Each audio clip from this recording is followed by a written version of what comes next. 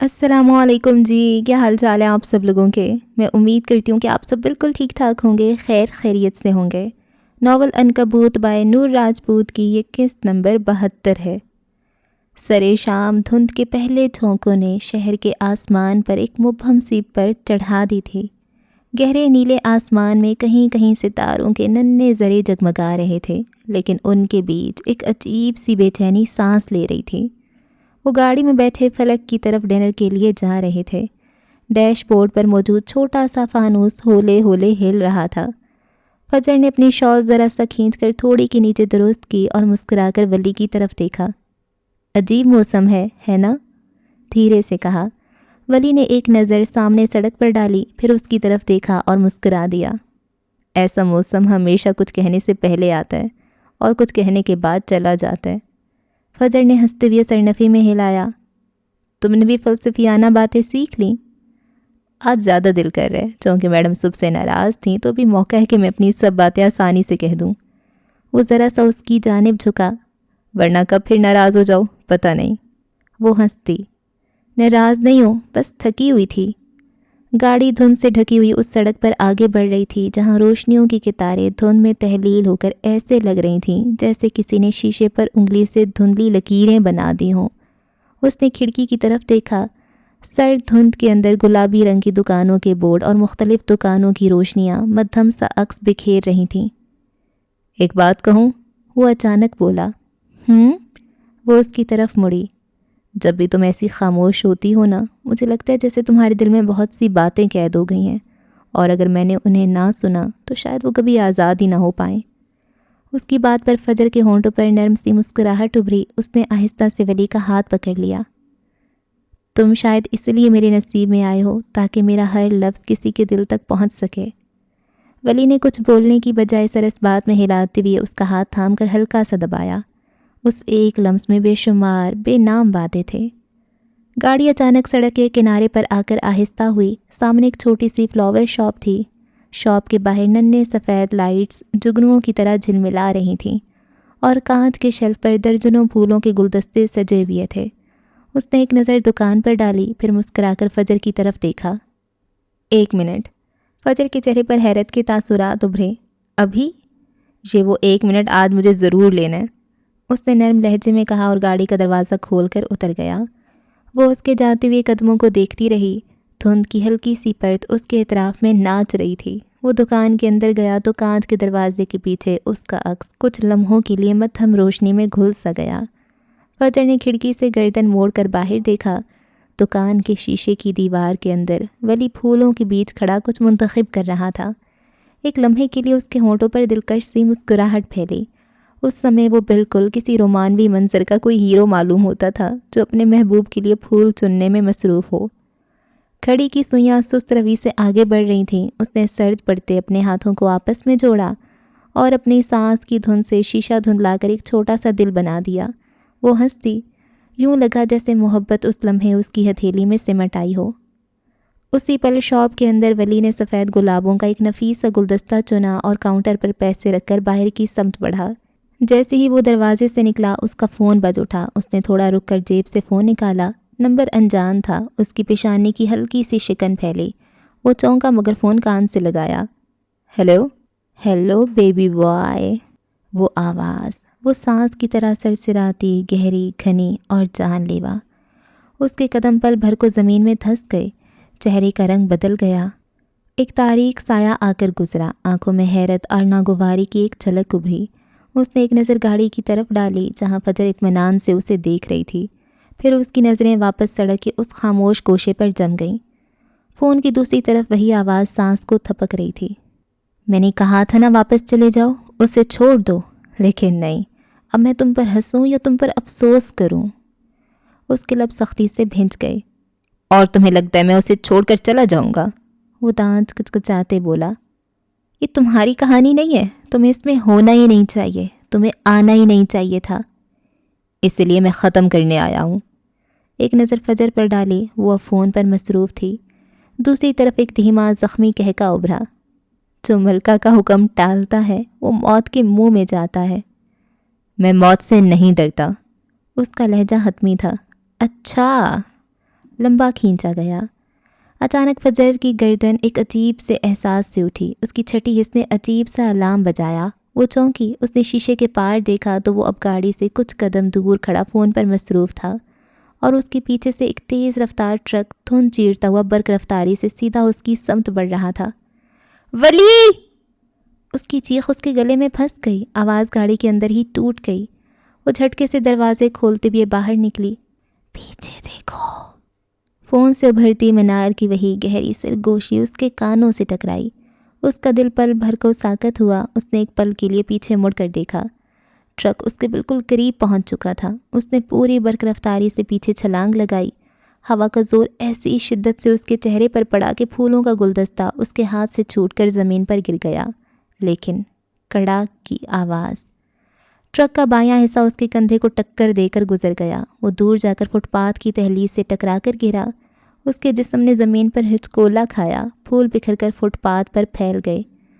فجر کے قدم جیسے شل ہو گئے۔ اس کی آنکھیں پھٹ گئیں۔ دل کی دھڑکن جیسے کسی نے مٹھی میں جکڑ لی ہو۔ وقت جیسے کسی نے روک دیا ہو۔ میدان جنگ کے اس ایک پل میں سب کچھ خاموش، لیکن اندر تنفس چیخ رہا تھا۔ وہ جھٹکے سے آگے بڑھی۔ سرد ہوا اس کے گالوں پر خنجر کی طرح چبھ رہی تھی۔ وہ اس کی جانب بھاگ رہی تھی۔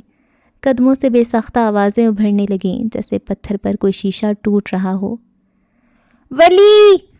اس کی چیخ فضا کو ہلا گئی۔ وہ نیم بے ہوش حالت میں زمین پر پڑا تھا۔ اس کے سفید قمیص پر سرخ دھبا پھیلنا شروع ہو چکا تھا۔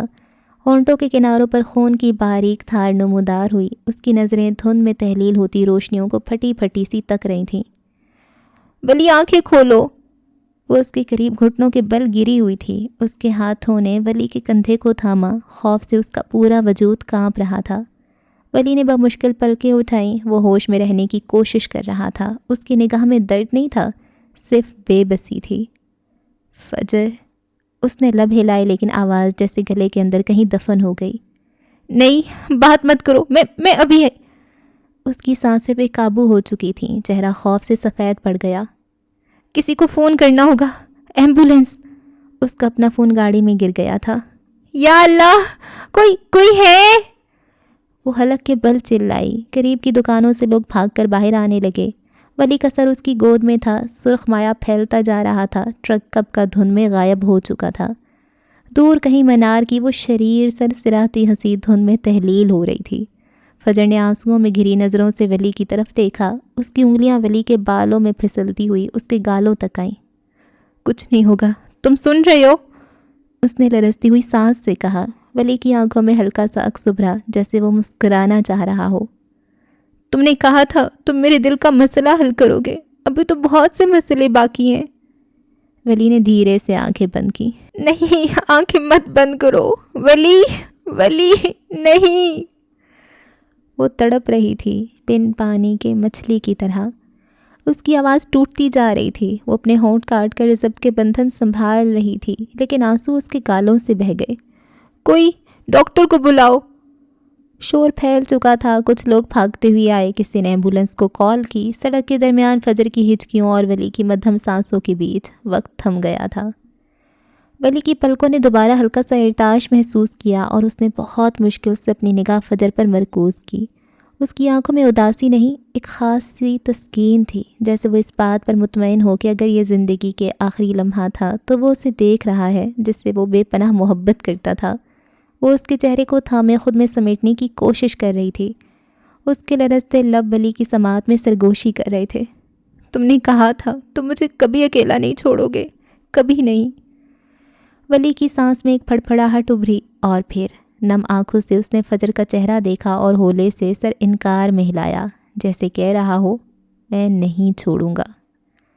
وہی لمحہ تھا جب ایمبولینس کا سائرن بہت دور دھند میں کہیں بجا، لیکن اس ایک لمحے کے بیچ فجر کی آنکھوں کے سامنے ہر شے سفید ہو گئی، جیسے دل کے اندر کسی نے برف کی ایک سل رکھ دی ہو۔ وہ ہوش کھو چکا تھا، اور فجر کی ایک خوفناک چیخ ابھری، دل دہلا دینے والی چیخ، وہ چیخ جس نے سڑک کی دھند کو روند ڈالا، قریبی درختوں پر بیٹھے پرندوں کو چونکا کر اڑا دیا، اور شاید کسی دور کھڑی مینار کو لمحے بھر کو خاموش کر دیا۔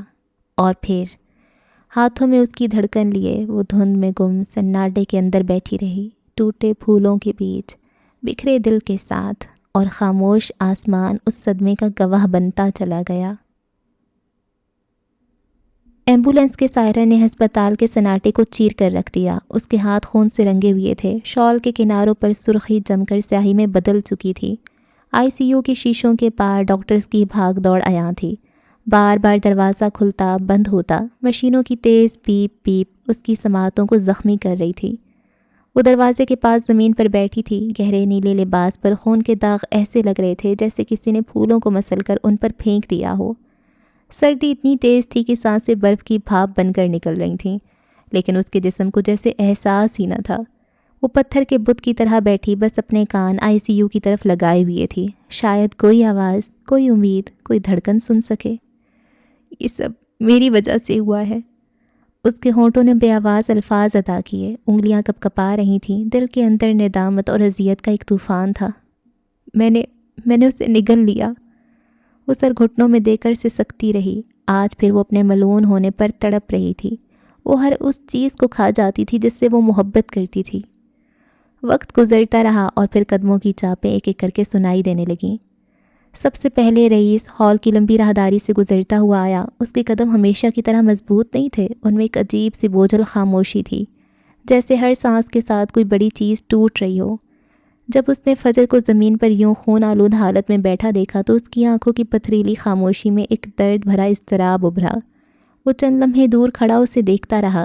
سیاہ کوٹ کے اندر اس کا سینہ تیزی سے اٹھ رہا تھا، جیسے وہ اپنی پوری طاقت سے خود کو ٹوٹنے سے روک رہا ہو۔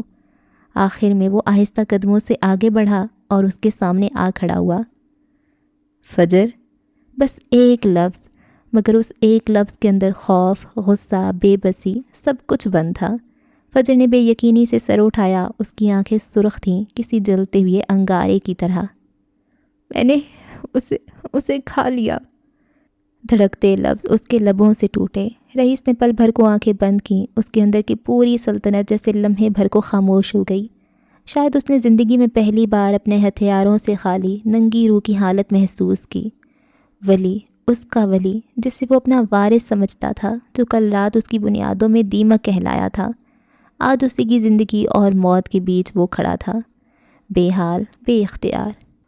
کوئی کچھ کرے، وہ آہستہ سے بڑبڑایا، جیسے خود سے مخاطب تھا۔ اس نے مڑ کر خالی راہداری کو دیکھا، جیسے وہ ہسپتال کی سفید دیواروں سے مدد مانگ رہا ہو۔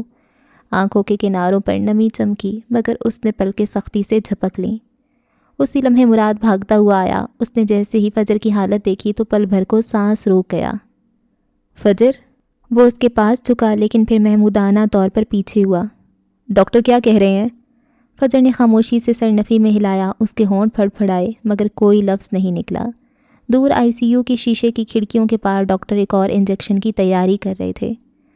کچھ دیر بعد فلک اور فخر بھی آن پہنچے۔ فلک کے ہاتھ میں دعا کی تسبیح تھی جو بے قابو انگلیوں کے بیچ گرتی سنبھلتی رہی۔ اس نے فجر کو باہوں میں بھر لینا چاہا، مگر وہ بالکل جامد ہو چکی تھی، جیسے کسی نے اس کے وجود کو برف کی سل میں بدل دیا ہو۔ اور آخر میں عروسہ، وہ قدم بقدم ہسپتال کی راہداری میں چلی آ رہی تھی۔ اس کے چہرے پر کوئی تاثر نہیں تھا، جیسے اس نے سارے احساسات کہیں راستے میں دفن کر کے قدم بڑھائے ہوں۔ رئیس نے اسے آتے دیکھا تو پل بھر کو اس کا دل کسی نامعلوم درد سے بھر گیا۔ آج اس کے سب سے قریبی لوگ اس سفید راہداری میں جمع تھے، اور سب کی آنکھوں میں بے بسی اور شکست لکھی تھی۔ وہ سامنے آئی، ولی کے وجود کو آئی سی یو میں دیکھ کر اس کا دل ڈوب گیا۔ شاید چند لمحوں کے لیے زمین نے اس کے قدموں سے رشتہ توڑ دیا۔ اس کی آنکھوں کے نیچے ہلکے اور تھکن کے نشانات واضح تھے، مگر کچھ کہے بغیر وہ آئی سی یو کے دروازے کے سامنے دیوار کے ساتھ کھڑی رہی، چہرے پر وہی پتھریلی خاموشی، مگر آنکھوں میں ایک گہرا ٹوٹا ہوا اندھیرا۔ رئیس نے اس کی طرف دیکھا تو قدم آگے بڑھ کر وہ ٹھہر گیا۔ اس نے جیسے کچھ کہنا چاہا، مگر زبان حلق میں اٹک گئی۔ الفاظ اس کے پاس تھے ہی نہیں۔ وہ بس اپنے دونوں ہاتھ سائیڈ میں بھینچے کھڑا رہا، اندر سے ٹوٹتا ہوا، باہر سے مضبوط رہنے کی کوشش کرتا ہوا۔ یہ سب میرا قصور ہے۔ اس کی آواز کھردری پڑ گئی۔ وہ بہت آہستہ بولا، مگر عروضہ نے وہ الفاظ سن لیے۔ اس نے سر اٹھا کر اسے دیکھا، آنکھوں میں شدت ناک کرب لیے۔ اب قصور کی باتیں نہ کریں، ابھی بس وہ زندہ رہے، بس وہ بول نہیں پا رہی تھی۔ رئیس کی ایک تھکی ہوئی سانس خارج ہوئی۔ میں نے اس سے وفاداری کا امتحان لیا، اور وہ موت کے دروازے پر کھڑا ہے۔ اس کی آنکھوں میں پہلی بار بے بسی کی نمی تراشی گئی۔ اور شاید یہ سب میرے ہی ہاتھوں شروع ہوا تھا۔ وہ دیوار کے ساتھ پشت لگا کر کھڑا تھا، اس کا مضبوط وجود تھرتھرا اٹھا، آنکھیں چھت کی طرف اٹھائیں جیسے رب ذوالجلال سے سوال کر رہا ہو، میں نے سب کچھ کھو کر کیا پایا؟ سناٹے میں صرف مشینوں کی بیپ بیپ رہ گئی تھی، شیشے کے پار وہ موت و زندگی کی سرحد پر لڑ رہا تھا، باہر سب خاموش تھے، ہر ایک کی روح اس لمحے برف کی طرح ساکت ہو چکی تھی۔ وہ رات ایک ایسی رات تھی جو شاید زندگی بھر کسی کی یادوں سے مٹنے والی نہیں تھی، کیونکہ اس رات حقیقت نے سب کے دلوں سے زخمی آواز میں بس ایک سوال پوچھا تھا، وفاداری کی قیمت کیا ہوتی ہے؟ رات اور گہری ہو چکی تھی، ہسپتال کے باہر کھڑے درختوں کی ٹہنیاں سرد ہوا کے جھونکوں سے سسکیاں بھر رہی تھیں، وارڈ کی کھڑکیوں سے مدھم زرد روشنی باہر چھن چھن کر پھسل رہی تھی، مگر اس روشنی کا ایک بھی ذرہ اس وقت فجر کے دل میں نہیں اتر پا رہا تھا۔ وہ خاموشی سے راہداری سے نکل کر ایک چھوٹے سے خالی راہداری میں آ گئی۔ وہاں عبادت گاہ کا دروازہ کھلا ہوا تھا، کوئی بھی اندر نہیں تھا۔ سفید ماربل کی ٹھنڈی سیڑھیوں پر قدم رکھتے ہی اس کے اندر کچھ لرز سا گیا۔ در و دیوار پر قرآنی آیات کی طلائی فریم لٹک رہے تھے اور ایک کونے میں جائے نماز رکھے تھے جن سے کسی کے آنسوؤں کی مہک آ رہی تھی۔ وہ چند لمحوں تک دروازے کے پاس کھڑی رہی، جیسے خود سے سوال کر رہی ہو، کیا میں یہاں آ سکتی ہوں؟ پھر اس نے دیر نہیں کی، اندر داخل ہو کر وضو کیا، پھر خاموشی سے آگے بڑھ کر جائے نماز اٹھایا، اپنی کانپتی انگلیوں سے اسے بچھایا۔ ہسپتال کی روشنیاں یہاں سے بہت دور محسوس ہو رہی تھیں، دھند، بے بسی، خاموشی، سب اس کے دامن سے لپٹ گئی۔ آج وہ منار فیشنز کی مالکن نہیں تھی، نہ دنیا کی مشہور ترین کاسٹیوم ڈیزائنر، نہ وہ عورت جو یہ کہتی تھی کہ اگر میں سجدے میں گری تو تخت سے گر جاؤں گی۔ آج وہ صرف ایک بیوی تھی، ایک عام سی خوف زدہ ٹوٹتی ہوئی عورت جس کی پوری دنیا ICU کی شیشے کے اس پار دھڑک رہی تھی۔ وہ دھیرے سے سجدے میں جھک گئی۔ پہلا لمحہ خاموشی، دوسرا لمحہ نم آنکھوں کی لرزش، تیسرا لمحہ ٹوٹ کر بکھرنے کی اذیت۔ یا اللہ! اس کی آواز بہت آہستہ نکلی، جیسے کسی نے اس کے گلے کے گرد سناٹے کی رسی لپیٹ رکھی ہو۔ میں نے ہمیشہ خود کو مضبوط کہا، سب کے سامنے سر اونچا رکھا، مگر آج میں کمزور ہوں۔ اس کے الفاظ آنسوؤں میں بھیگتے جا رہے تھے۔ وہ میرا غرور ہے، میری ہمت ہے، اس کی سانس میرے دل کی دھڑکن ہے، اگر وہ رک گئی تو میں بھی مر جاؤں گی۔ اس کی ہچکیوں نے ساری خاموشی چیر ڈالی، سجدے کے فرش پر آنسوؤں کے ننھے قطرے ٹوٹ کر گرے اور جائے نماز میں جذب ہو گئے۔ مجھے اس دنیا کی کوئی شہرت نہیں چاہیے، نہ فیشن کا کوئی تاج، نہ نام، نہ طاقت، بس میرے شوہر کو زندگی دے دیں، مجھ سے میرا ولی مت چھینے۔ ایک لمحے کے لیے اس کے الفاظ ٹوٹ گئے، گہری سانس لی، آنکھیں بند کیں اور پوری ٹوٹتی ہوئی روح کے ساتھ سرگوشی کی۔ یا رب، وہ تیری امانت ہے، لیکن آج میں وہ امانت واپس مانگنے آئی ہوں۔ مجھے میرا ولی زندہ واپس چاہیے۔ مسجد کے اندر موجود ہلکی سی روشنی اس کے سجدے پر ٹھہر گئی، جیسے رب کی رحمت خاموشی سے اسے سن رہی ہو۔ وقت وہاں رک گیا۔ عبادت گاہ کے در و دیوار فجر معراج کے سجدے کو دیکھ کر ساکت کھڑے رہے، کیونکہ اس عورت نے آج تخت سے نہیں، خود ہی سے گر کر دعا مانگی تھی، اور یہ دعا صرف زبان سے نہیں، روح سے نکلی تھی۔ رات کی سردی آہستہ آہستہ اپنے پر سمیٹ کر صبح کے نرم مگر بے رنگ اجالے میں تبدیل ہو رہی تھی۔ ICU کے باہر اب اتنی بھاگ دوڑ نہیں تھی، جیسے تھکن سے ساری آوازیں خاموش ہو گئی ہوں۔ وہ وہیں کرسی پر بیٹھی تھی، آنکھوں کے نیچے گہرے ہلکے محسوس ہو رہے تھے، شال اس کے وجود کے گرد لپٹی ہوئی اور ہاتھوں میں دعا کی تسبیح جو ہر چند سیکنڈ بعد بے ساختہ اس کی انگلیوں کے بیچ گھومنے لگتی۔ فلک سامنے والی کرسی پر چپ چاپ بیٹھی تھی، اس نے فجر کے لیے چائے کا کپ اٹھایا، مگر اس کے ہونٹوں نے جیسے کسی بھی چیز کو قبول کرنے سے انکار کر دیا تھا۔ دونوں کے درمیان خاموشی تھی، مگر یہ خاموشی کسی بوجھ کی طرح ان کے دلوں پر تھی۔ اچانک ICU کا دروازہ ہلکا سا کھلا، ایک نرس نکلی اور فجر کی طرف نظریں اٹھائیں۔ مسز اورنگ زیب؟ فجر پل بھر کو اپنی جگہ پر منجمد رہی، پھر ایک دم کھڑی ہوئی۔ جی؟ نرس نے نرم لہجے میں ہلکا سا مسکرا کر کہا، وہ ہوش میں آ گئے ہیں، آپ چاہیں تو اندر آ جائیں۔ بس یہی ایک جملہ تھا۔ فجر کی سانس جیسے رک گئی، آنکھیں پلک جھپکنا بھول گئیں۔ فلک نے فوراً اس کا ہاتھ تھاما۔ جاؤ، اس نے دھیمے لہجے میں کہا اور وہ قدم اٹھاتی اندر کی جانب بڑھی۔ ICU میں مدھم سفید روشنی تھی، مشینوں کی بیپ بیپ قدرے نرم ہو چکی تھی۔ وہ پرسکون انداز میں بے حس و حرکت لیٹا تھا، سر پر پٹی بندھی ہوئی تھی، کندھے پر پلستر چڑھا تھا، مگر آنکھیں آہستہ آہستہ نیم وا تھیں، اور ان نیم وا آنکھوں کے اندر ایک تھکا ہوا سا سکون تھا۔ جیسے ہی وہ اندر داخل ہوئی اس کے پاؤں جم سے گئے، کچھ بھی کہا نہیں جا سکا، بس اس نے 2 ہاتھ لبوں پر رکھے اور دھیرے دھیرے اس کے قریب آئی۔ ولی نے سر ہلکا سا اس کی طرف موڑا، آنکھوں کے گوشوں میں نمی چمکی، جیسے منٹوں کی نہیں برسوں کی مسافت کے بعد وہ اسے دیکھ رہا ہو۔ اس کے لب ہلے، آواز بہت مدھم نکلی، ہائے بیگم۔ وہ ضبط کے کڑے مراحل سے گزرتی اس کے قریب بیٹھ گئی، اس کا ہاتھ اپنے دونوں ہاتھوں میں لیا، آنسو بڑی خاموشی سے اس کی پلکوں سے گرنے لگے۔ تم نے مجھے ڈرا دیا، وہ کانپتے لہجے میں بولی، چہرے کی حالت بری ہو چکی تھی۔ ولی نے اپنی انگلی کو ہلکی سی جنبش دی۔ میں نے کہا تھا میں کہیں نہیں جاؤں گا، تم ڈر کیوں جاتی ہو؟ اس کی آواز بہت کمزور تھی، مگر اس کے ہر لفظ میں وہی گہری محبت اور یقین چھپا تھا۔ فجر نے اس کے ہاتھ کو پیشانی سے لگا لیا اور دھیرے سے روتی رہی۔ اس نے تھوڑا پیچھے فلک خاموش کھڑی تھی، اس نے پلکیں جھکا لیں اور پلٹ گئی، اس منظر کی شدت کو اپنے دل میں جذب کرتے ہوئے۔ کچھ منظر لفظوں سے نہیں، خاموشی سے محفوظ کیے جاتے ہیں۔ اس کے رونے پر ولی نے گہرا سانس لیا۔ تم ٹھیک ہو؟ وہ اول لمحہ بھی خود کی بجائے اس کی فکر کر رہا تھا۔ فجر نے اپنے آنسو صاف کیے اور زبردستی مسکرائی۔ ہاں بالکل ٹھیک۔ چند لمحوں تک وہ دونوں ایک دوسرے کو دیکھتے رہے، درد، اذیت، خوف سب ان آنکھوں کے پیچھے دبے ہوئے تھے، لیکن ان دونوں کی موجودگی ان سب سے کہیں زیادہ طاقتور تھی۔ وہ ابھی تک اس کا ہاتھ تھامے ہوئے تھی، آنکھوں کی سوجن اور ہلکی ہلکی سرخی بتا رہی تھی کہ کتنی دیر تک وہ روتی رہی تھی۔ وہ خاموشی سے اس کی طرف دیکھتا رہا تھا۔ ایک عجیب سا سکون تھا کہ وہ اس کے سامنے موجود ہے، سانس لے رہی ہے، اور اسی کے ہاتھ میں اس کی سانسیں بندھی ہوئی ہیں۔ اسی لمحے اس کی نظر فجر کے ہاتھ میں موجود چھوٹی سی سفید تسبیح پر پڑی جو ان دونوں کے ہاتھوں میں دبی ہوئی تھی۔ اس نے پلکوں میں شرارت سمیٹ کر ایک لمبا سا سانس لیا۔ اوہ مائی گاڈ! وہ بہت آہستہ سے بول اٹھا، نظریں اس تسبیح پر جمی تھیں۔ وہ چونکی۔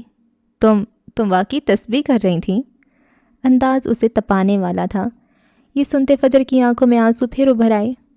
تم میرے لیے دعا کر رہی تھیں؟ وہ اسے تنگ کر رہا تھا جیسے یہ انہونی بات ہو۔ کیا مجھے ہوش میں رہنا چاہیے؟ دا فجر مہراج میرے لیے دعائیں مانگتی رہی ہے۔ وہ روتے روتے ہنسی اور پھر روتی، ایک تھپڑ اس کے بازو پر پڑا۔ ظالم عورت، دھیان سے، پہلی ایک کندھا ٹوٹا ہوا ہے۔ فجر کی آنکھیں خوف سے پھیل گئیں۔ سوری، وہ گھبرا گئی۔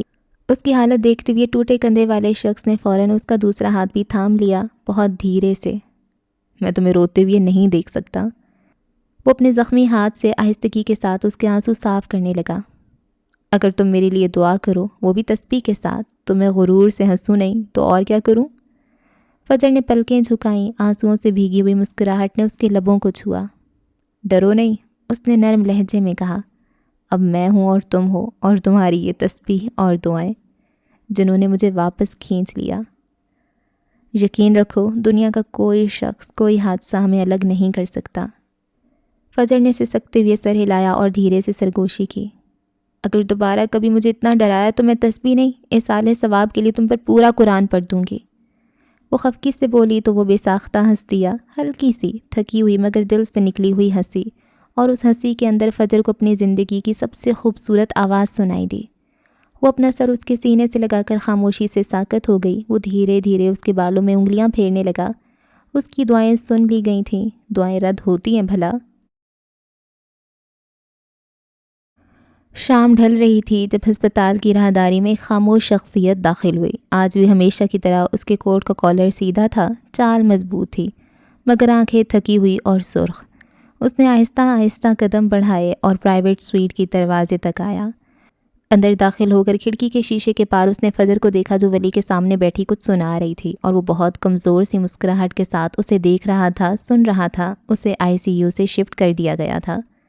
اس منظر نے رئیس کے سینے کے اندر کوئی پردہ سا پھاڑ دیا۔ وہ چند لمحوں تک شیشے کے پار انہیں دیکھتا رہا اور پھر نظریں جھکا لیں۔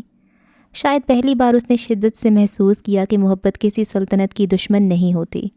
محبت سلطنت کو اس قابل بناتی ہے کہ اس کی بنیادوں میں انسانیت باقی رہے۔ 2 قدم پیچھے ہٹائے، آنکھیں بند کیں، ایک گہری سانس لی جیسے برسوں سے روکی ہوئی سانس اب نکل رہی ہو۔ پھر حلق میں اتری اذیت کو واپس نکلا اور آہستگی سے واپسی کے لیے قدم بڑھا دیے۔ وہ چند گام چل کر رکا اور پلٹا۔ اس کی نگاہیں دھندلا گئیں، جیسے پچھلے کئی برسوں کی چیخیں ایک ہی پل میں سما گئی ہوں۔ اسے ٹھیک اسی لمحے احساس ہوا کہ فجر کبھی اکیلی نہیں تھی، اس کی محبت نے کبھی تنہا لڑائی نہیں لڑی۔ محبت اپنے اندر اتنا بڑا دائرہ رکھتی ہے کہ اس میں دو دل اپنی خودی سے نکل کر ایک دوسرے میں ضم ہو جاتے ہیں۔ محبت میں شاید ایک انسان ہوتا ہے، مگر عشق میں ہمیشہ دو ہوتے ہیں، اور وہ دونوں اپنے انا کے تاج اتار کر ایک دوسرے کے سامنے جھکتے ہیں۔ وہ آہستہ سے شیشے کے پار دیکھتے ہوئے زیر لب مسکرایا، ایک صبر بھری مسکراہٹ۔ اس نے ولی کو بچانے کے لیے نہ جانے کتنے در بند کیے، کتنی راہیں بدلیں، کتنی دیر تک اپنی طاقت، اپنی سربراہی کا سہارا لے کر سب کچھ قابو میں رکھنے کی کوشش کی، مگر محبت قابو میں آتی ہی کب ہے؟ ایک لمحے کو اسے محسوس ہوا کہ جیسے اس کے دل پر بچھی تمام رتیں ایک ساتھ بدل گئیں۔ اب سمجھ آیا کہ سربراہ ہونا صرف حکم دینا نہیں ہوتا، بلکہ اس جیتے ہوئے لشکر کو سمیٹنا ہوتا ہے جس کے سپاہی تھک چکے ہوں۔ محبت بھی ایک سلطنت ہوتی ہے، اور اصل سربراہ وہ ہوتا ہے جو اس سلطنت کے دروازوں پر اپنی خواہشات کا سر جھکا دے۔ یہ جنگ اس نے اکیلے نہیں لڑی، فجر بھی لڑ رہی تھی، شاید سبھی لڑ رہے تھے ایک ہی محاذ پر۔ اس کے سپاہی تھک چکے تھے، اب انہیں سمیٹنے کا وقت آ چکا تھا۔ اس کی نم پلکیں دوبارہ بھیگنے لگیں، مگر اس بار یہ نمی شکست کی نہیں تھی، بلکہ ایک ایسی فتح کی جو خاموشی سے کسی دل کے اندر جنم لیتی ہے۔ دن کی آخری سنہری شعاع اس کے چہرے پر پڑی اور اس کے دل نے پہلی بار بہت آہستہ مگر پورے یقین کے ساتھ کہا، محبت سلطنت سے ٹکراتی نہیں، اس کو زندہ رکھتی ہے۔ وہ تیز تیز قدم اٹھاتا سوئٹ سے باہر نکل گیا۔ دن کی آخری شعاع ہسپتال کی شیشوں سے اندر پڑ رہی تھیں، اور اندر ایک زندگی واپس دھڑکنے لگی تھی۔ محبت کیوں عروزہ؟ محبت کیوں؟ یہ وہ الفاظ تھے جنہوں نے عروزہ کو زندہ درگور کر دیا تھا۔ رات کے گہرے سناٹے میں وہ اپنے کمرے کی کھڑکی کے سامنے کھڑی تھی۔ پورا کمرہ مدھم پیلی روشنی میں ڈوبا ہوا تھا، اور اس کی پشت پر آویزاں شیشے کے فریمز میں سیاہ سائے ابھر رہے تھے، جیسے اس کے اندر کی تاریکی کمرے میں پھیل گئی ہو۔ فون اس کے کان سے لگا تھا، مگر اس کے ہونٹوں پر نہ کوئی تاثر تھا، نہ کوئی ہلچل۔ دوسری جانب میثم کی گھبرائی ہوئی آواز بار بار سنائی دے رہی تھی، التجا کر رہی تھی، عروزہ پلیز میڈم ایسا مت کریں، ہم کوئی اور راستہ نکال لیں گے۔ عروزہ کی بھوری آنکھوں میں ایک عجیب سی دھند اتری ہوئی تھی، جیسے وہ اس دنیا میں موجود ہو کر بھی کہیں اور دیکھ رہی ہو۔ اس نے چھت کی طرف دیکھ کر ایک لمبی سانس اندر کھینچی، پھر دھیمے بالکل ٹھہرے ہوئے لہجے میں کہا، یہ بہت ضروری ہے میثم، مجھے امید ہے تم سب سنبھال لوگے۔ ایک لمحہ خاموشی کے بعد اس نے کال کاٹ دی۔ فون اس کے ہاتھ میں ایک بے جان پتھر کی طرح رہ گیا۔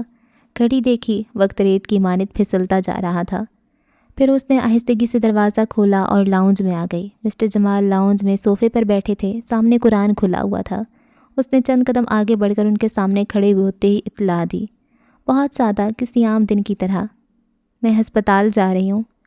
مسٹر جمال نے ایک لمحے کو سر اٹھایا، ان کی آنکھوں میں ایک مہربان سی چمک ابھری۔ انہوں نے اسے بغور دیکھا، جیسے کچھ ڈھونڈ رہے ہوں، جیسے اس کے اسپاٹ چہرے کے پیچھے چھپے طوفان کو سمجھنے کی خواہش لیے ہوئے ہوں۔ جلد واپس آنا، میں انتظار کروں گا۔ عروزہ کے ہونٹ ایک لمحے کو ہولے سے کپکپائے، ایک ناقابل دید لرزش جو اس کے اندر کے آخری انسانی احساس کا ثبوت تھی، لیکن اس نے فوراً لب بھینچ لیے اور صرف سر ہلایا۔ اس کے بعد وہ مڑی اور تیز نپے تلے قدموں سے باہر نکل گئی۔ اس کی گاڑی شہر کی تاریک سڑکوں پر خاموشی سے کسی شکاری جانور کی طرح تیر رہی تھی۔ ونڈ شیلڈ پر بارش کی بوندوں کی ہلکی تہ جمع ہو رہی تھی، جس سے باہر کی دنیا کسی دھندلے خواب کا منظر پیش کر رہی تھی۔ اس وقت سڑکیں تقریباً خالی تھیں جیسے، اور پوری دنیا کسی انجان گھاٹی میں گم ہو گئی ہو۔ وہ سفید سادہ شرٹ اور نیلی پینٹ پہنے ہوئے تھی، بال سختی سے جوڑا بنا کر بندھے ہوئے تھے، چہرہ مکمل طور پر اسپاٹ، آنکھوں پر بڑے فریم والا چشمہ، جیسے جذبات کو چھپانے کے لیے کوئی آہنی نقاب اوڑھ رکھا ہو، جو اس نے اٹھا کر بالوں پر جما لیا۔ اسٹیئرنگ پر رکھی انگلیاں یکدم سخت ہوئیں، پھر اس نے دوسری طرف رکھے فون کو اٹھایا۔ ایک مخصوص نمبر ڈائل ہوا۔ دوسری جانب نرس نے کپکپاتی آواز میں فون اٹھایا، سب کلیئر ہے میڈم، میں نے انجیکشن لگا دیے، وہ 4 گھنٹے تک نہیں اٹھیں گے۔ اس کے چہرے پر ایک بے تاثر سا سکون اتر آیا۔ گاڑی پہلو بدل کر سیدھی ہسپتال کے سامنے جا رکی۔ اس نے چشمہ آہستگی سے اتارا، ایک گہری خاموش نظر پورے ہسپتال کی عمارت پر ڈالی، جیسے کوئی کمانڈر جنگ سے پہلے آخری بار میدان کو دیکھتا ہو۔ پھر وہ گاڑی سے اتری۔ ایمبولینس کی مدھم سی بیپ بیپ، راہداریوں کی مدھم روشنیاں، مگر اس لمحے سب کچھ ٹھہرا ہوا تھا، جیسے یہ عمارت کسی طوفان سے چند ثانیہ پہلے سانس روک چکی ہو۔ پھر اس نے فون نکالا، اس کی انگلیاں لمحہ بھر کو ہلکی سی لرزیں، پھر ایک نمبر ملایا، رنگ ہو رہی تھی اور پھر کال اٹھائی گئی۔ عروضہ؟ دوسری جانب رئیس تھا۔ پل بھر کو سناٹا چھا گیا۔ آپ کو پتہ ہے ولی کی اس حالت کا ذمہ دار کون ہے؟ وہ خاموش رہا، جیسے سمجھنے کی کوشش کر رہا ہو۔ نہ آپ نہ میں۔ اس کی آواز مزید ٹھنڈی اور زہریلی ہو گئی، پھر زہر بھری ایک سانس کھینچی۔ اس کی حالت کی ذمہ دار وہ ملعون لڑکی ہے، وہ جس سے میں شدید نفرت کرتی ہوں، اور آج میں اس کا کام تمام کرنے جا رہی ہوں۔ رئیس کی ریڑھ کی ہڈی میں جیسے برف کھسی ہو۔ کیا بکواس کر رہی ہو؟ وہ غرایا۔ وہ ہولے سے ہنستی۔ آپ جانتے ہیں عروضہ جمال بکواس نہیں کرتی۔ اس کے ہونٹوں پر ایک زہر آلود مسکراہٹ ابھری۔ جب سے یہ ڈوپل گینگر ہماری زندگی میں آئی ہے، سب تباہ ہو گیا ہے، یہ سب کچھ نگل گئی ہے، اور آج میں اسے ہمیشہ کے لیے ختم کرنے جا رہی ہوں۔ اس نے بنا رئیس کا جواب سنے فون بند کر دیا۔ پھر اس نے ہسپتال کی تصویر کھینچی اور اسے سینڈ کر دی، ساتھ ہی لائیو لوکیشن بھیج دی۔ یہ ایک دعوت تھی، ایک چیلنج تھا، آ کر دیکھو کہ میں کیا کر سکتی ہوں۔ پھر اس نے اپنی پستول نکالی، ایک دھیمی سی کلک کے ساتھ میگزین لوڈ کیا اور اسے جیب کے اندرونی حصے میں واپس رکھ دیا۔ سورج تو کب کا غروب ہو چکا تھا اور پوری راہداری میں ایک غیر مرئی سایہ اتر آیا تھا۔ ہسپتال کے اندر سیکیورٹی کیمرے اس وقت اندھے ہو چکے تھے، بجلی کے کچھ سرکٹس پہلے ہی ٹرپ ہو چکے تھے، راہداریوں کے درمیان لمبا اندھیرا پھیلا ہوا تھا، بس کہیں کہیں اضطراری لائٹس ٹمٹما رہی تھیں۔ وہ خاموشی سے چلتی جا رہی تھی، قدم ہو بہو کسی تربیت یافتہ قاتل کی طرح ناپے ہوئے۔ اس کے ساتھ ملے چند عملے کے افراد اور اس کے اپنے آدمی مختلف راہداریوں کی موڑوں پر کھڑے تھے، سر ہلا کر اسے راستہ کلیئر ہونے کا اشارہ دیتے ہوئے، جیسے یہ ہسپتال نہیں گویا جنگ کا میدان ہو، اور وہ ایک ایسی فوجی تھی جو دل میں ایک خونی ارادے کے ساتھ یہاں اپنا آخری معرکہ لڑنے آئی تھی۔ پھر اچانک کڑک آواز سے بجلی کے دو تیز دھماکے ہوئے، پوری راہداری ایک لمحے کے لیے سفید روشنی سے چمکی اور فوراً گہری سیاہی میں ڈوب گئی۔ تمام لائٹس بند، ایمرجنسی سسٹم پر سرخ بتی جل کر فریز ہو گئی، صرف کہیں دور سے وینٹیلیٹر کی بیپ بیپ آ رہی تھی۔ اس نے لمحے بھر کو آنکھیں بند کیں، جیسے اپنی پوری نفرت اور تکلیف کو ایک مٹھی میں بھینج رہی ہو۔ پھر قدم آگے بڑھائے، راہداری کی اس طرف مڑی جہاں پرائیویٹ سویٹ کا چھوٹا سا سفید بورڈ لگا تھا، اور اس دروازے کے پار فجر تھی، اور وہاں سے صرف چند قدم دور موت اسے خوش آمدید کہنے کے لیے تیار کھڑی تھی۔ سویٹ کا دروازہ بہت آہستہ سے کھلا۔ اس نے ایک محتاط سی نگاہ پورے لاؤنج پر ڈالی، ہر طرف گہری خاموشی تھی، اس خاموشی جیسی جو کسی بھاری طوفان سے پہلے اترتی ہے۔ وہ اندر داخل ہوئی، اس کے قدم مضبوط تھے، سانسیں بالکل متوازن۔ وہ چلتی ہوئی آئی اور آہستگی سے شیشے کا سلائیڈنگ ڈور کھول کر آگے بڑھی جہاں ولی کا بستر تھا۔ وہ سفید چادر میں بے ہوشی کی حالت میں مکمل سکون سے پڑا تھا۔ مشینوں کی بیپ بیپ بہت ہلکی تھی، جیسے کسی دھڑکن کو آخری حد پر روک لیا گیا ہو۔ وہ کچھ لمحوں تک یوں کھڑی رہی جیسے وقت جم گیا ہو، پھر اس کے ہونٹوں سے ایک مہین سا سرگوشی جیسا جملہ نکلا، آئی ایم سوری۔ آنکھوں میں کوئی نمی نہیں تھی، صرف ایک شدید شکست، ایک اذیت۔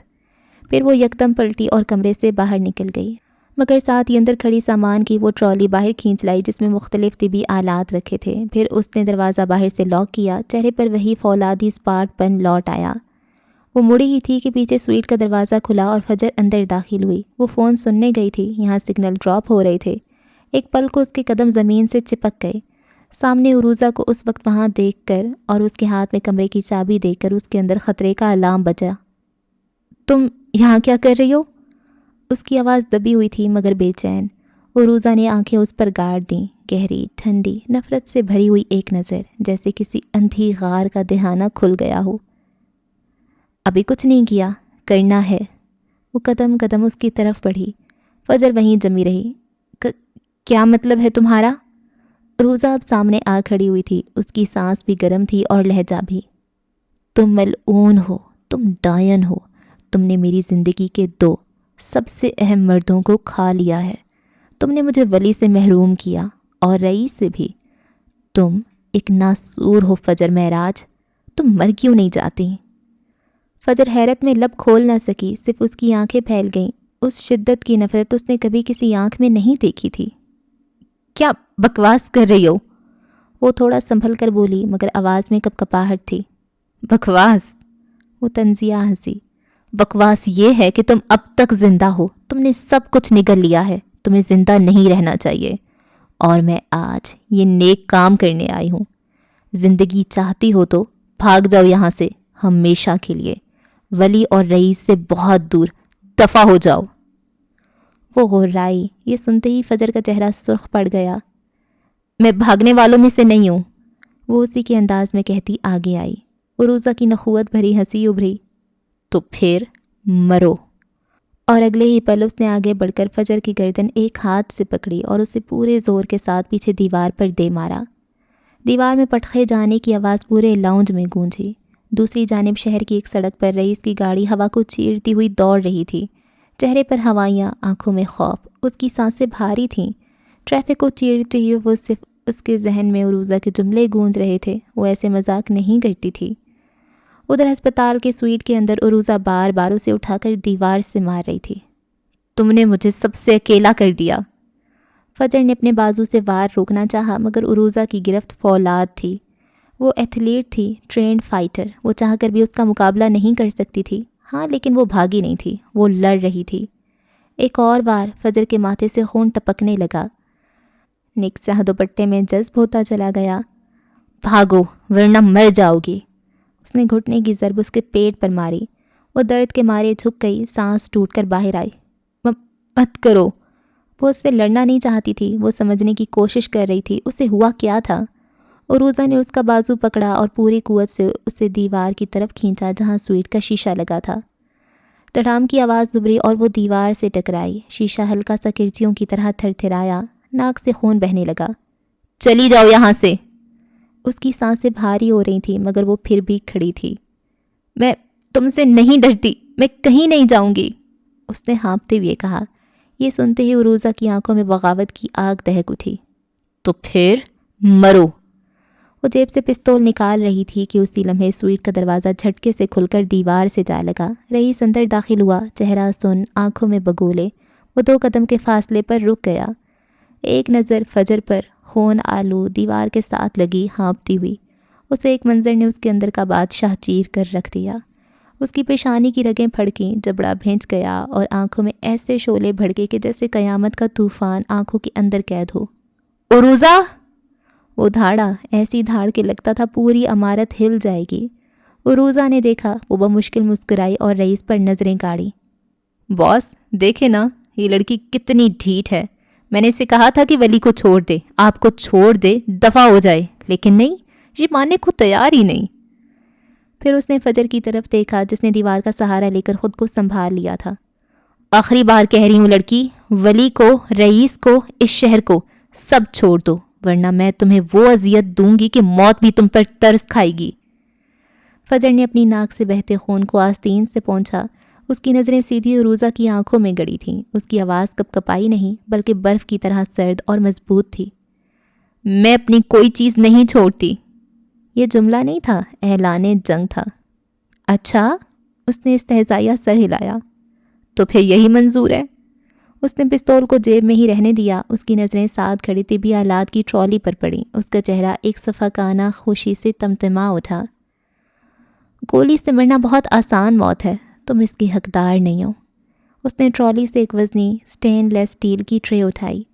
اس سے پہلے کہ رئیس کچھ سمجھتا، سٹیل کی ٹرے ہوا میں ایک قوس بناتی ہوئی پوری قوت سے فجر کے کندھے اور پسلیوں پر لگی۔ ٹکرانے کی آواز اتنی بھیانک تھی جیسے کوئی ہڈی ٹوٹی ہو۔ اس کے منہ سے ایک گھٹی ہوئی چیخ نکلی اور وہ فرش پر گر گئی۔ رئیس جو پہلا منظر دیکھ کر ساکت ہو گیا تھا، یکدم سے ہوش میں آیا۔ تم نے میرا سب کچھ چھین لیا۔ وہ اب ٹرالی سے کچھ اور ڈھونڈ رہی تھی۔ عروضہ بس کرو، پاگل ہو گئی ہو تم؟ وہ اس کی جانب بڑھا مگر اس کے سر پر خون سوار تھا۔ اس نے ٹرالی کی طرف ہاتھ بڑھایا اور اس کی انگلیاں چمکدار نوکیلی سرجیکل کینچی پر بند ہو گئیں۔ وہ اسے پکڑ کر تیزی سے فجر کی جانب لپکی۔ یہ وہ منظر تھا جس نے رئیس کے اندر کے ہر ضابطے کو توڑ دیا۔ اس نے ایک جانور کسی قوت سے دھاڑتے ہوئے عروضہ کو پکڑا اور اسے پوری طاقت سے پیچھے کھینچا۔ باس چھوڑے مجھے! وہ رئیس کی گرفت میں پھڑپھڑا رہی تھی۔ یہ ہم سب کو کھا جائے گی، یہ ڈائن ہے۔ خاموش! رئیس نے اسے جھنجھوڑ کر دیوار سے لگا دیا۔ کینچی اس کے ہاتھ سے چھوٹ کر فرش پر گری اور کھنکھناتی ہوئی دور جا رکی۔ اس کی آنکھوں میں وہ شعلے تھے جو عروضہ نے کبھی نہیں دیکھے تھے۔ یہ مکمل بیزاری اور نفرت کے شعلے تھے۔ تم نے، رئیس کی آواز گھٹی ہوئی تھی، یہ تم نے کیا کیا عروضہ؟ یہ تم نے کیا کیا؟ اس کے الفاظ، اس کے لہجے، اس کی آنکھوں میں بے یقینی تھی، ٹوٹا ہوا مان تھا۔ عروضہ ایسا کیسے کر سکتی تھی؟ سوئٹ میں اب صرف 3 آوازیں تھیں، فجر کی ٹوٹی ہوئی درد بھری سانسیں، عروضہ کی تیز جنونی سانسیں، اور مانیٹر کی وہ بے رحم مسلسل آواز، بیپ بیپ بیپ۔ رئیس کی گرفت میں جکڑی عروضہ کے ہونٹوں پر ایک ٹوٹی ہوئی بھیانک ہنسی نمودار ہوئی۔ یہ ہنسی نہیں تھی، یہ روح کے ٹوٹنے کی آواز تھی۔ پھر ایک ناقابل یقین تیزی سے اس نے بیلٹ میں لگا پستول نکالا۔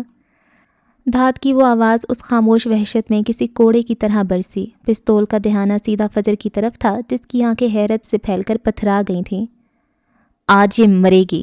عروضہ کی آواز میں اب کوئی انسانی جذبہ باقی نہیں تھا، صرف ایک بنجر کا لانا ارادہ تھا۔ نہیں۔ وقت جیسے ایک لمحے کے لیے منجمد ہو گیا۔ پستول کا ٹریگر دبنے ہی والا تھا کہ اس نے اپنی پوری قوت سے عروضہ کا ہاتھ اوپر کی طرف دھکیل دیا۔ گولی بے آواز چلی، چھت میں ایک سیاہ سوراخ بن گیا اور پلستر کا ایک بڑا سا ٹکڑا برف کے گالے کی طرح جھڑ کر نیچے گرا۔ کمرے میں بارود کی تیز تلخ بدبو ایسے بکھر گئی جیسے موت نے اپنی آمد کا اعلان کیا ہو۔ رئیس نے اس کی کلائی مروڑ کر پستول چھیننا چاہا، لیکن اس نے ایک تربیت یافتہ جنگجو کی طرح الٹے ہاتھ سے اس کے سینے میں گھونسا دے مارا اور خود ایک جست لگا کر پیچھے ہٹ گئی۔ اس کی سانسیں تیز تیز چل رہی تھیں، آنکھیں جنون سے دہک رہی تھیں۔ کیا کر رہی ہو تم؟ اس کی آواز پھٹی ہوئی تھی۔ یہ ضبط کی آخری حد تھی۔ وہ عروضہ تھی، اب تک زندہ تھی۔ کوئی اور ہوتا تو اس کے ہاتھوں اب تک مر چکا ہوتا۔ عروضہ کی آنکھوں میں بجلی کی سی چمک تھی۔ آج آپ کو فیصلہ کرنا ہوگا باس۔ وہ ایک ایک لفظ چبا کر بھنبھنا کر بولی۔ میں یا وہ؟ یہ کہتی وہ ایک جست فجر کی طرف لپکی۔ وہ جو پہلے ہی نیم جان کھڑی تھی پیچھے کو کھسکی، لیکن عروضہ نے سرجیکل ٹرالی کو ایک وحشیانہ جھٹکے سے کھینچا۔ ٹرے میں رکھی اسٹیل کی اسکیلپل، سرجیکل فورسیپس اور دیگر آلات فرش پر بکھر گئے، جیسے دھات کے دانت بکھر گئے ہوں۔ رئیس کی روب میں کانپتی آواز گونجی۔ عروضہ بس کر دو۔ یہ جیسے التجا تھی۔ ہرگز نہیں۔ اس نے جھک کر فرش سے ایک چمکدار سرجیکل فورسیپس اٹھایا۔ پستول اس کی دائیں ہاتھ میں تھا، فورسیپس بائیں ہاتھ میں۔ اس کے چہرے پر اب ہوش نہیں تھا، صرف ایک جنون تھا، ایک ایسا جنون جو سب کو جلا کر راکھ کر دینا چاہتا تھا۔ وہ دوبارہ حملہ کرنے کے لیے بڑھی۔ رئیس بیچ میں آ کر اسے دونوں ہاتھوں سے اتنے زور سے دھکیلا کہ وہ توازن برقرار نہ رکھ سکی اور سیدھی دیوار سے ٹکرائی۔ تصادم اتنا شدید تھا کہ پستول اس کے ہاتھ سے چھوٹ کر دور جا گرا، لیکن اس نے پلک جھپکنے سے پہلے فرش پر پڑی اسکیلپل اٹھا لی، اسے چھری کی طرح مٹھی میں جکڑا اور آگے بڑھی۔ باس پیچھے ہٹ جائیں ورنہ یہ بھی۔ اس کی آواز میں اب التجا نہیں، ایک خونی دھمکی تھی۔ رئیس کی آواز کسی زخمی شیر کی طرح گونجی۔ عروضہ ہوش میں آؤ، یہ تم نہیں ہو۔ ہاں یہی میں ہوں۔ وہ غرائی، آواز میں سالوں کا درد اور قربانیاں تھی۔ وہی عروضہ جس نے آپ کے لیے اپنی پوری زندگی قربان کر دی، اور آج آپ اس لڑکی کے لیے مجھے روک رہے ہیں۔ اس نے وہ تیز دھار اسکیلپل اپنی پوری قوت سے فجر کی سمت اچھالا۔ شڑا کی آواز سبھری۔ رئیس نے آخری لمحے میں خود کو ایک ڈھال کی طرح آگے پھینکا۔ نفرت سے پھینکا گیا وہ چھوٹا سا خنجر، وہ اسکیلپل اس کے بازو کی اوپری حصے میں گہرا چبھ گیا۔ بدن میں بجلی جیسی دردناک ٹیس دوڑ گئی۔ اس نے ہونٹ بھینچ کر زخمی جگہ سے اسکیلپل نکالا۔ خون کا ایک گرم فوارہ پھوٹا اور اس کی سفید شرٹ پر تیزی سے پھیلنے لگا، جیسے کوئی سرخ گلاب کھل رہا ہو۔ بگ بی، فجر تڑپ کر آگے بڑھی۔ پیچھے رہو فجر، جاؤ یہاں سے، باہر نکلو۔ اس کی آواز میں ابھی بادشاہ کی گونج تھی، مگر درد سے بھری ہوئی۔ یہ جو ہو رہا تھا ناقابل یقین تھا۔ یہ دیکھتے ہی عروضہ کی ہنسی ابھری، ایک پاگلوں جیسی دل خراش ہنسی۔ دیکھا، میں نے کہا تھا نا، یہ ڈوپل گینگر سب کچھ نکل گئی ہے، اب سب اس کے غلام ہو گئے ہیں۔ ایک پل کو اسکیلپل کے خون آلود بلیڈ پر نظریں جمائی کھڑی رہی، پھر ایک ناقابل فہم حرکت کرتے ہوئے جھپٹ کر صوفے کے نیچے گرے پستول کی طرف لپکی۔ رئیس نے دوڑتے ہوئے اس کا بازو پکڑا اور اسے اپنی پوری طاقت سے دیوار کے اس حصے پر دے مارا جہاں شیشے کا فریم لگا تھا۔ پورا شیشے کا فریم لرز کر رہ گیا اور اس میں مکڑی کے جالے کی طرح دراڑیں پڑ گئیں۔ عروضہ کے ماتھے سے خون بہنے لگا، مگر اس کے منہ سے ایک جنونی کہکا نکلا۔ آج یہ مرے گی یا میں؟ وہ ہنسی۔ باہر جاؤ گی تو ماری جاؤ گی۔ باہر اس کے آدمی تھے۔ رئیس کی آنکھوں میں بے بسی کی نمی ابھری، لیکن اس نے ایک بازو سے اسے دیوار کے ساتھ جکڑے رکھا اور دوسرے ہاتھ سے پستول کو ٹھوکر مار کر مزید دور پھینک دیا۔ عروضہ، میں تمہیں مرنے نہیں دوں گا، اس نے پھٹے ہوئے زخمی لہجے میں کہا۔ تو پھر اسے مرنے دیں، میں یا وہ اپنی پوری قوت سے جھٹکا کھا کر رئیس کی گرفت سے باہر نکلی۔ پاس پڑے آکسیجن سلنڈر کو زور سے دھکیلا، سلنڈر لڑکتا ہوا فجر کے پاؤں سے ٹکرایا۔ پھر اس نے وار کرنے کے لیے دیوار کے ساتھ رکھا آہنی بیڈ سائڈ سٹینڈ اٹھایا۔ اس سے پہلے وہ اسے فجر کو دے مارتی، رئیس نے اپنی پوری قوت سے ایک لات گھما کر اس کے پیٹ میں ماری۔ یہ وار اتنا شدید تھا کہ عروضہ کی آنکھوں کے سامنے اندھیرا چھا گیا، منہ سے کرہ نکلی، جسم بے جان ہو کر پیچھے فرش پر لڑک گیا۔ بیڈ سائڈ سٹینڈ اس کے ہاتھ سے نکل کر دائیں جانب گرا اور کڑکڑاتا ہوا رکا۔ وہ اب فرش پر پڑی تھی، ہجانی انداز میں ہنس رہی تھی، ہانپ رہی تھی، گردن نفی میں ہلا رہی تھی۔ نہیں، آج میں یا وہ گھٹنوں کے بل پہ پناہ ہمت سے اٹھی۔ خون اس کے ماتھے سے بہہ کر اس کی گردن اور سفید شرٹ کو سرخ کر رہا تھا۔ رئیس اب تقریباً ٹوٹ چکا تھا، وہ دشمنوں سے لڑ سکتا تھا، اپنوں سے نہیں۔ سانسیں تیز، بازو سے مسلسل ٹپکتا خون، مگر اس نے ایک قدم آگے بڑھ کر خاموشی سے اپنے بازو پھیلا دیے اور فجر کے سامنے ایک زندہ دیوار بن کر کھڑا ہو گیا۔ تمہیں اس تک پہنچنے کے لیے مجھے مارنا ہوگا عروضہ ساکت رہ گئی۔ اس کے ہاتھ میں پڑا سرجیکل فورسپس کپکپانے لگا۔ اس کی آنکھوں میں ایک لمحے کے لیے دکھ، وحشت، محبت، نفرت سب ایک ساتھ ابھرے اور ڈوب گئے۔ نہیں، صرف یہ مرے گی۔ وہ ایک آخری دل دوز چیخ کے ساتھ آگے بڑھی۔ فورسپس ہوا میں چمکا، لیکن رئیس نے ایک جھٹکے سے اس کے ہاتھ سے فورسپس چھین کر اسے ایک بار پھر پیچھے دھکیلا۔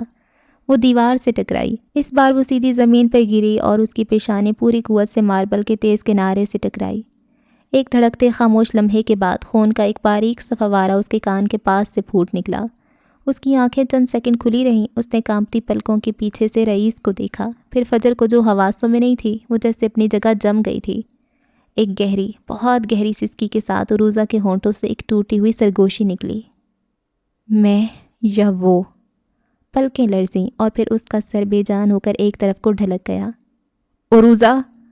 وہ تڑپ کر اس کی جانب بڑھا، اس کے کندھے کو پکڑ کر جھنجھوڑا۔ آنکھیں کھولو، میں نے تمہیں نہیں چھوڑا تھا۔ اس کی آواز ٹوٹ کر بکھرتی گئی۔ فرش پر عروضہ کا خون پھیلتا جا رہا تھا۔ اس کی آنکھیں بند تھیں، سانسیں بہت خفیف، جیسے وہ زندگی اور موت کے درمیان اٹکی ہوئی تھی۔ پیچھے فجر لرزتی ٹانگوں کے ساتھ دیوار سے پھسل کر زمین پر بیٹھ گئی۔ اس کے ہونٹ چپ تھے، گال پر خون تھا اور آنکھوں میں ایک ایسا خوف تھا جو شاید اب کبھی ختم نہ ہوگا۔ وہ اپنی ہتھیلیاں لبوں پر رکھے اس ٹوٹتے بکھرتے مرتے ہوئے منظر کو دیکھ رہی تھی۔ وہ کسی کو مرتے نہیں دیکھنا چاہتی تھی۔ کمرے کے اوپر لگی اجلی ٹیوب لائٹ ایک آخری بار دھڑک کر بجھ گئی۔ پورا کمرہ گہری مکمل تاریکی میں ڈوب گیا۔ سویٹ کی اجلی ٹیوب لائٹ بجھ چکی تھی، مگر ایک سفید فلور لیمپ کونے میں ٹمٹما رہا تھا، جس کی کانپتی ہوئی روشنی فرش پر بکھرے خون، شیشے کے ٹکڑوں اور تباہی کے منظر پر پڑ رہی تھی۔ چند منٹ پہلے تک جس کمرے میں چیخیں، دھمکیوں کی آوازیں گونج رہی تھیں، اب وہاں ایک قبرستان جیسی گہری، بھاری خاموشی اتر چکی تھی۔ ماربل کے فرش پر خون کے پھیلتے ہوئے دھبوں کے درمیان عروضہ نیم بے ہوش پڑی تھی اور رئیس اس کے سر کے نیچے اپنا بازو رکھے گھٹنوں کے بل بیٹھا تھا۔ اس کے ہاتھ کانپ رہے تھے، سانس تیز تھی اور آنکھوں میں بیک وقت صدمہ، اذیت اور ایک ایسی شکست تھی جو اس نے اپنی بادشاہت بھری زندگی میں کبھی محسوس نہیں کی تھی۔ پھر عروضہ کی سانس ہلکی سے پھڑپھڑائی اور پلکیں لرزیں۔ رئیس نے جھک کر اس کی نبض پر ہاتھ رکھا۔ اس کی آواز ایک ٹوٹی ہوئی سرگوشی تھی۔ عروضہ، آنکھیں کھولو۔ اس نے دھیرے دھیرے پلکیں کھولیں۔ زخموں نے اس کے چہرے کو بھاری بنا دیا تھا، مگر آنکھوں میں اب بھی وہی جنون کی آخری چنگاری باقی تھی۔ اس کے پھٹے ہوئے ہونٹوں پر ایک زخمی، اذیت ناک مسکراہٹ ابھری۔ چننا ہوگا آپ کو، باس۔ وہ سرگوشی کرتی ہوئی ہنسی۔ اس کی ہنسی میں شیشے کی کرچیاں تھیں۔ میں یا وہ؟ رئیس کے دل پر کسی نے نوکیلا پتھر رکھ دیا۔ نہیں، اس کی آواز کانپ گئی۔ عروضہ، میں کسی کو مرنے نہیں دوں گا، پلیز، ہم بات کریں گے۔ بات؟ وہ پھر ہنسی، ایک زخمی کھوکھلی ہنسی۔ آپ باتیں نہیں، فیصلے کرتے ہیں۔ مت کرو یہ سب، وہ التجائیہ لہجے میں بولا۔ اب کی بار رئیس اورنگزیب کوئی بادشاہ نہیں تھا، وہ بس ایک ٹوٹا ہوا بے بس انسان تھا۔ مگر عروضہ نے گردن موڑ کر پاس پڑے پستول کو دیکھا جو صوفے کے نیچے پڑا تھا۔ اس کی آنکھوں میں خون اترا۔ ہوش میں آؤ عروضہ۔ عروضہ نے آنکھیں سیدھی کر کے اس کی طرف دیکھا۔ ہوش میں تو اب آئی ہوں، اور ہلکی سرسراہٹ کے ساتھ اس کے لبوں پر ایک بے آواز وحشتناک قہقہ دوڑ گیا۔ کسی کو کچھ نہیں ہوگا۔ وہ بلند آواز میں کہتا ہوا اٹھا اور تیزی سے دروازے کی طرف پلٹا تاکہ ڈاکٹر کو بلا سکے، لیکن چک چک پستول کے کاک ہونے کی وہ دھاتی آواز فضا میں گونجی۔ رئیس کے قدم وہیں ٹھٹک گئے۔ وہ مڑا، منظر قیامت خیز تھا۔ عروضہ گھٹنوں کے بل بیٹھ چکی تھی، پستول دونوں ہاتھوں میں تھاما ہوا تھا اور آنکھوں سے ایسے لگ رہا تھا جیسے ان سے آنسوؤں کی بجائے خون بہہ رہا ہو۔ پستول کا رخ سیدھا فجر کی طرف تھا جو دیوار کے ساتھ ساکت بیٹھی تھی۔ ایک دروازے کے پار اس کا شوہر تھا۔ وہ بھاگ کر کہاں جاتی؟ آپ کو چننا ہوگا باس۔ اس کی آواز میں اب کوئی کپکپاہٹ نہیں تھی، صرف جنون، وحشت اور ایک حتمی فیصلہ تھا۔ میں یا یہ؟ رئیس نے دونوں ہاتھ ہوا میں اٹھائے جیسے ہتھیار ڈال رہا ہو۔ عروضہ نہیں، خبردار۔ عروضہ کے لبوں سے سانس ایک طویل دھوئیں جیسا مرغولا نکلا۔ اس نے فجر کو ایسے دیکھا جیسے کوئی شکاری اپنے شکار کی روح کا جائزہ لے رہا ہو۔ کیا ہے تم میں ایسا کہ پوری دنیا تمہارے گرد گھومنے لگتی ہے؟ رئیس نے لمحہ بھر کو فجر کی بے بسی کو دیکھا اور پھر آہستہ سے اپنا کوٹ ہٹایا۔ کوٹ کے نیچے چھپی اس کی اپنی گن تھی۔ اس نے آہستہ سے اسے نکالا اور عروضہ کی طرف تان لیا۔ عروضہ نہیں۔ اس کا لہجہ رلا دینے والا تھا، خبردار کرنے والا، التجا کرنے والا، ٹوٹا ہوا۔ رئیس نہیں۔ اسے پستول نکالتے دیکھ فجر خوف سے کپکپائی، لیکن عروضہ کی گردن ہلکی سی نفی میں ہلی۔ لبوں پر ایک پتھریلی فاتحانہ مسکراہٹ اتر آئی اور اس نے ٹریگر دبا دیا۔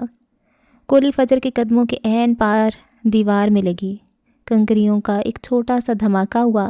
فجر گھبرا کر اچھلی اور اپنی کمر دیوار سے چپکا دی، مگر وہ بھاگی نہیں۔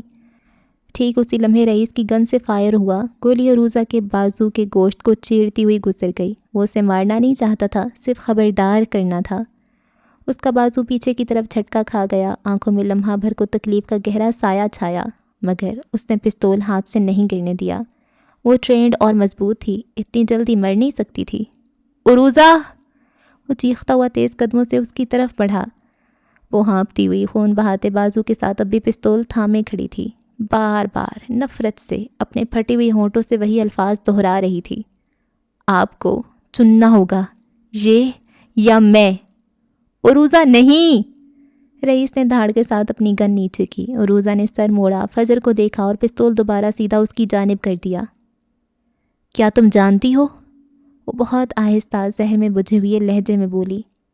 تمہارے آنے سے پہلے ہر دن، ہر رات میں نے ان دو کتھئی آنکھوں کو اپنے لیے تڑپنا دیکھنا چاہا، لیکن پھر ایک دن ان آنکھوں میں تمہاری جھلک دکھائی دینے لگی اور میں مرنے لگی۔ رئیس کا ہاتھ کپکپایا۔ وہ چند قدم آگے بڑھا۔ عروضہ بس! وہ رو دینے کو تھا، حلق میں اذیت کا گولہ اٹکا ہوا تھا۔ میں یا یہ؟ فجر نے پیچھے قدم لیے کچھ سوچتے ہوئے تاکہ باہر سے کوئی مدد لا سکے، اپنا فون اٹھا کر کسی کو فون ملا سکے۔ وہ اٹھی اور قدم قدم اس کی طرف بڑھنے لگی۔ اس کی انگلی جھٹکوں کے ساتھ ٹریگر پر گھسی جا رہی تھی۔ اس پل رئیس نے اس کی آنکھوں میں حتمی چمک دیکھی۔ ٹریگر پر انگلی دبی اور تبھی رئیس نے پل بھر کی تاخیر بھی نہیں کی۔ اس بار گولی عروضہ کی پنڈلی کو چیرتی ہوئے گزر گئی۔ وہ لڑکھڑا کر گری۔ بس کر دو عروضہ! وہ اب اس کے سر پر کھڑا تھا۔ عروضہ کے چہرے پر تکلیف کے آثار پھیل گئے۔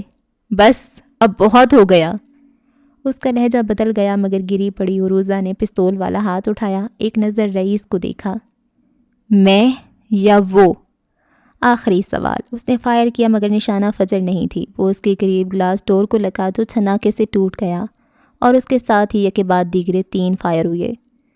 3 فیصلے جو رات کی تاریکی میں گونجے، 3 دھماکے جنہوں نے سب کچھ ختم کر دیا۔ پہلی گولی نے اسے پیچھے جھٹکا دیا، دوسری نے اس کے جسم کو شوک میں جما دیا، اور تیسری نے وقت کو ہمیشہ کے لیے جکڑ لیا۔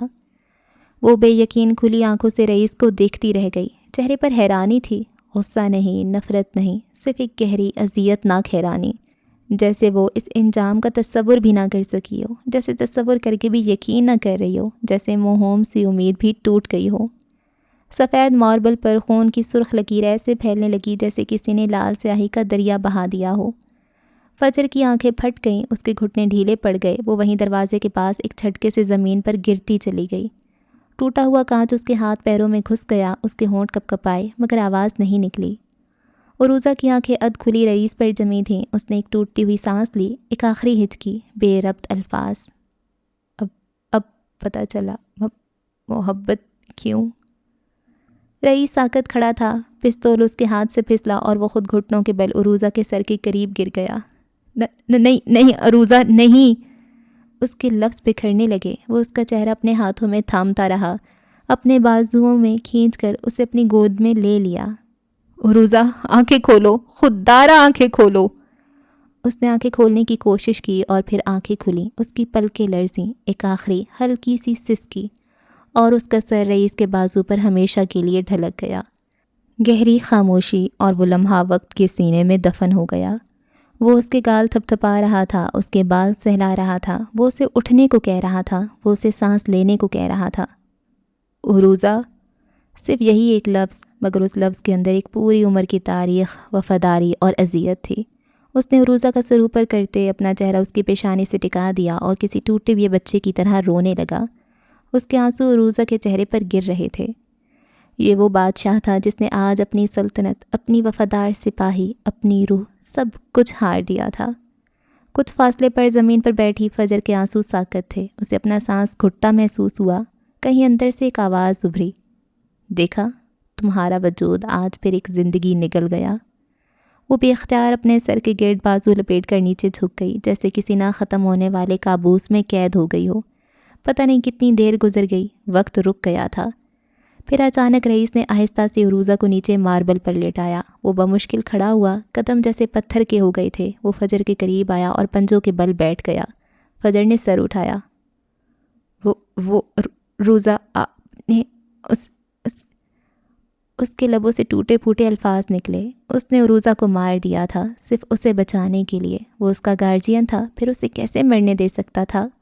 اس نے اپنا لرزتا ہاتھ فجر کے سر پر رکھا اور پھر اسی ہاتھ پر اپنے لب رکھ دیے۔ پھر بہت آہستہ آدھی سانس میں کہا، تمہارے لیے کچھ بھی۔ اس کی آنکھیں بھیگ گئیں لیکن وہ کچھ بول نہ سکی۔ رئیس نے اپنا چہرہ پیچھے ہٹایا، اٹھا اور بغیر پلٹ کر دیکھے سوئٹ سے باہر نکل گیا۔ جیسے ہی وہ دروازہ پار کر کے راہداری میں آیا، باہر کھڑے عروضہ کے آدمی جنہوں نے سوئٹ کو گھیر رکھا تھا فوراً سوئٹ کی سمت بھاگے۔ اب یکدم قدموں کی دوڑ، لوگوں کی چیخیں اور کوڈ بلو کی آواز گونجنے لگی۔ مقررہ وقت پر سب ہو رہا تھا، سب پلان کے مطابق۔ یہ عروضہ کا پلان تھا، کہیں گڑبڑ ہو ہی نہیں سکتی تھی۔ اور رئیس خاموشی سے چلتا رہا۔ لمبی خالی راہداری، بجلی جھپکنے لگی جیسے ہسپتال کی عمارت بھی کانپ رہی ہو۔ وہ آج ہار گیا تھا۔ وہ چلتا رہا۔ پھر اچانک کسی نے اسے پکڑ کر ہسپتال کے پچھلے دروازے سے باہر نکال دیا۔ وہ ایک سنسان سڑک پر آ کر رک گیا۔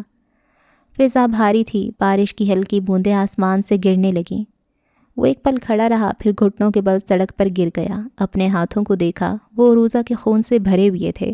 اس نے ہولے سے انگلیوں کو چھوا، پھر یکدم اس کے اندر سے ایک تیز، زخمی جانور جیسی چیخ نکلی۔ وہ دھاڑا۔ یہ ایک زخمی شیر کی چیخ تھی جو پوری رات، پوری فضا، پورے شہر میں گونجی۔ وہ سڑک کے وسط میں بیٹھا، بیک وقت روتا اور چیختا رہا۔ بارش کے قطرے اس کے خون آلود ہاتھوں اور آنسوؤں سے مل کر بہنے لگے، جیسے آسمان بھی اس کے گناہوں اور غموں کو دھونے کی ناکام کوشش کر رہا تھا۔ اور اسی لمحے سوئٹ کے اندر عروضہ کی بے جان آنکھیں ٹک ٹکی باندھے چھت کو دیکھ رہی تھیں۔ عملہ اسے اٹھا رہا تھا۔ ایک کی مضبوط آواز گونجی، میڈم نے کہا تھا میری باڈی جلد گھر پہنچا دینا۔ وہ جانتی تھی اس کا باپ انتظار کر رہا تھا۔ سوئٹ کے اندر مراد اور میسم بھاگتے ہوئے داخل ہوئے، تب تک دیر ہو چکی تھی۔ فجر خاموشی سے فرش پر بیٹھی کانپ رہی تھی، اس رات کے خون اور فیصلوں میں ہمیشہ کے لیے قید ہو کر۔ وہ عروضہ سے پہلی بار ہسپتال میں ملی تھی اور آج آخری ملاقات بھی ہسپتال میں۔ یہ رات محبت کی نہیں، خون کی تھی۔ یہ رات ایک بادشاہ کو ایک انسان میں بدل دینے والی تھی۔ دور، کچھ دور، راہداری کی نیم تاریک موڑ پر وہ خاموشی سے کھڑی تھی۔ منار معراج، مدھم روشنی میں اس کا چہرہ آدھا سایوں میں ڈوبا ہوا تھا۔ سفید دیوار پر پڑتا اس کا سایہ مکڑی کے پھیلتے جال کی طرح لگ رہا تھا۔ اس کے ہاتھ کی انگلیاں آہستہ آہستہ دروازے کے فریم کو چھو رہی تھیں، جیسے اس نے ابھی ابھی کسی نازک دھاگے کو ٹٹولا ہو۔ اور تب وہ چیخی، وہ زخمی شیر کی دل پھاڑ دینے والی چیخ ہسپتال کے سینے کو چیرتی ہوئی فضا میں بلند ہوئی۔ راہداری کی بتی ذرا سی لرزی اور منار کی پتلیوں میں ایک منجمد روشنی بھڑک اٹھی۔ ہونٹوں پر ایک ایسی خاموش خفیف سی مسکراہٹ ابھری جو کسی عام انسان کے چہرے پر نہیں آتی۔ یہ وہ مسکراہٹ تھی جو صرف جال بننے والی کو اپنی محنت کے پورا ہونے پر نصیب ہوتی ہے۔ اس نے پلکوں کے پیچھے سے ایک گہری تیز سانس لی اور پھر دھیرے سے اپنے سر کو ایک طرف جھکایا، جیسے دور کوہر میں پھنسا ہوا منظر پوری وضاحت کے ساتھ اتر آیا ہو۔ اور کھیل شروع ہوا۔ اس کے سرد الفاظ ہوا میں یخ لہر کی طرح بکھر گئے۔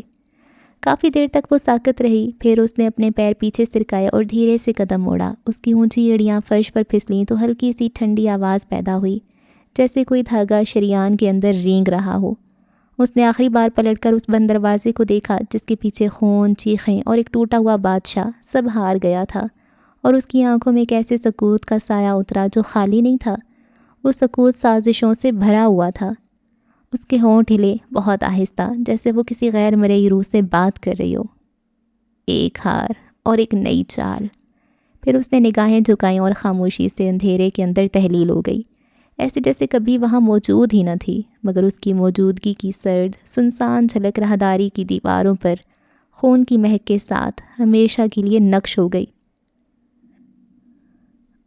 اچھا جی، اس ایپیسوڈ کو یہاں پہ ختم کرتے ہیں، اور عروزہ کی ڈیتھ ہو گئی ہے رئیس کے ہاتھوں۔ اس سے پتہ تھا یہ سب ہوگا، بس وہ تنگ آ گئی تھی شاید، جیسے کہ نمل میں وہ بندی کا کیا نام تھا، آبدار کو پتہ تھا اس نے مر جانا ہے، پھر بھی وہ یہ سب ہاشم کو کہتی ہے، تو اس کو بھی پتہ تھا، ورنہ وہ رئیس کو بتا کے آتی ہی کیوں، ہے نا؟ تو ایک طرح کا یہ سوسائڈ ہی ہوا۔ ہاں، رئیس کے ساتھ بہت برا ہو رہا ہے، سب کچھ اس کے ہاتھ سے نکلتا جا رہا ہے، اور وہ سب کچھ ہونے دے رہا ہے، وہ کوئی فیصلہ نہیں سنا رہا۔ ولی نے اس کو دھوکہ دیا، اس نے ولی کو کچھ نہیں کہا۔ فجر کو اس نے ویسے بھی مارنا تھا، لیکن جب اسے یہ پتہ چل گیا کہ فجر ولی میں انٹرسٹڈ ہے، تب تو اس کی یقینی موت تھی، اس نے اس کو بھی نہیں مرنے دیا۔ انفیکٹ اس نے تو ان کی شادی بھی کرا دی سربراہ بن کر، اور اب وہ اس کو پروٹیکٹ کر رہا ہے، تو اور اس کو پروٹیکٹ کرنے کے چکر میں اس کی اپنی لائف، اپنا دل، اپنی جو اس کی دوستی تھی، سب ختم ہو رہی ہے۔ ہاں، عروزہ سیڈ۔ خیر جی، اگلی ایپیسوڈ میں آپ سے ہوتی ہے ملاقات، رکھیں دعاؤں میں یاد۔ اللہ حافظ۔